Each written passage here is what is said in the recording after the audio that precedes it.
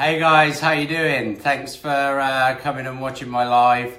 The title of the event that I put out to mark that I was going to do this live was how do you buy the classic car that you think you can't afford? And basically the sort of obvious question to that is you negotiate on the price, which is what I've always done to buy the cars that I wanted for the business or for myself. So what I'm going to do in this live is two things. So I'm going to tell you about the system that I've got that I use to buy lots of cars that saved me hundreds of thousands of pounds over the years. And in response to that, I want you to just answer a question for me. So I don't want your email or credit card or anything like that. I just want you to answer a question that will help me help you, because I'm preparing some training on this at the moment. So the reason that I decided to prepare this is because lots of people that watched the videos that I did asked me or said to me, saw that I was explaining how to make profit on classic cars and said, well, we could make that profit if we bought the cars at the same price that you buy them at. And that's a really fair point, to be honest. And it's definitely exactly what I thought 10 years ago when I got into doing this. When I started, I used to look at other people that were either making lots of money buying and selling classic cars, because what I do is very specifically classic cars. And I also looked at people that owned classic cars, and as an asset, when I asked them how much they paid for the car, it was sometimes a fraction of what they were worth. And to be honest, it really frustrated me for a long time, but 10 years down the line, I've got a system that works brilliantly, and the important bit with it is it's really consistent. So I know that I can go out and buy cars, and consistently I'll save a good amount on the car, and that is 100% because of the system that I've got. It is completely that. Before I got this system to work, I looked at lots of different processes and I spent ages researching different ways to negotiate. And there is some quite good content out there, but it tends to be tips in terms of like looking people in the eye, making sure you've got the cash, having a pen with you so you can sign the paperwork to close it, those type of tips. And what I found is that they were useful and they started me on the road, but they were really up and down. So sometimes they'd work and sometimes they would just absolutely fall down and fail. And that was just as frustrating. And so now the system that I use, like I said, is really consistent. And typically it saves about 10 to 35% on the cars that I buy. Sometimes more, but I don't want to overpromise what it will do.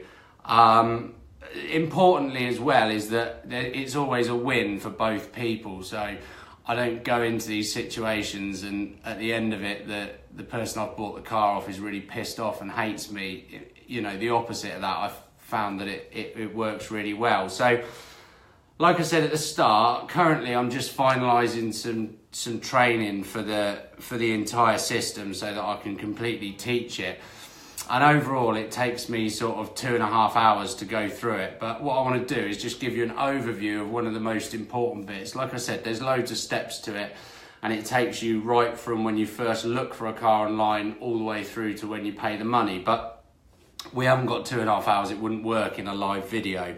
But one of the most important bits, one of the sort of key bits about the way that it works is it's about profiling people's personality. Now, you probably hear that and think, that's rubbish.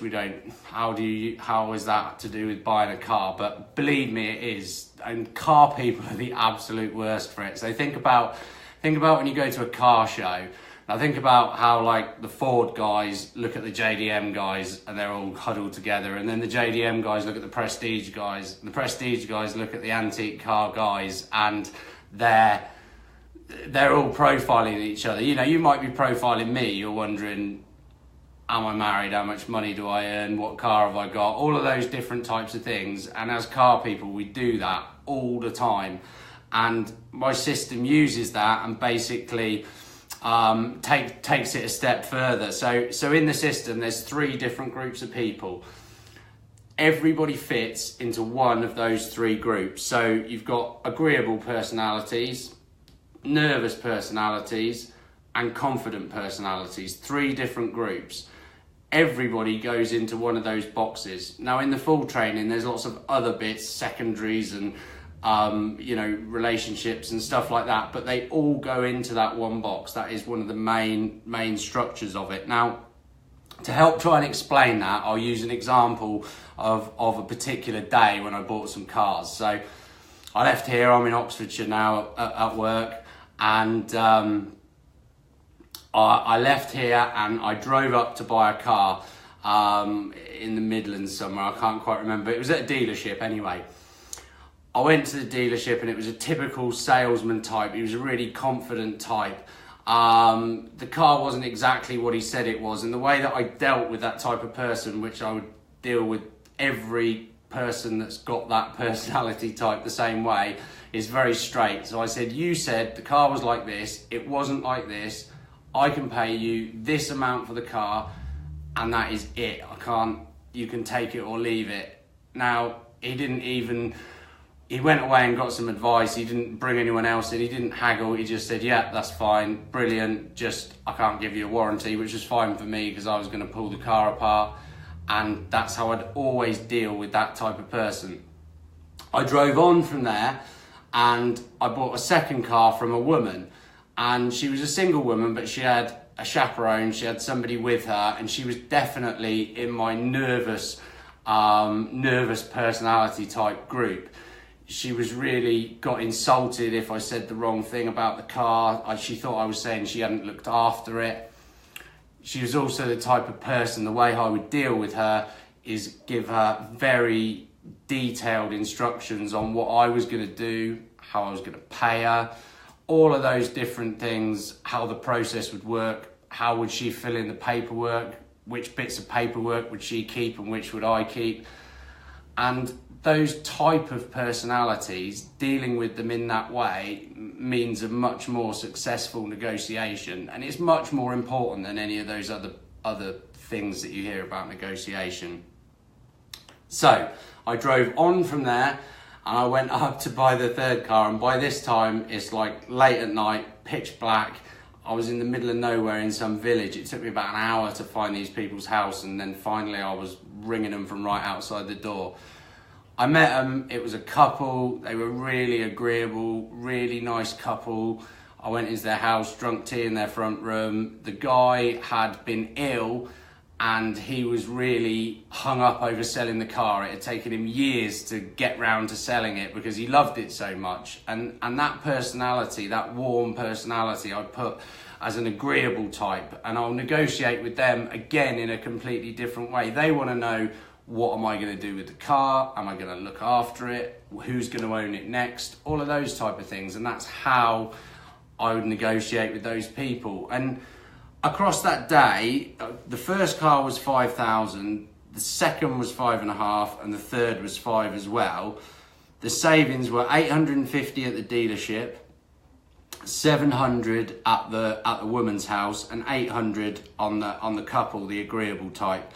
And the saving was 2,350, and the original asking price of the three was 15,500, and that's about typical. Sometimes a bit higher than that, sometimes it's a bit lower than that. But most importantly, one, it's consistent, and two, it's successful. But successful for them and successful for me, and it only works like that. This going in and beating people up, for me, that's never ever been successful.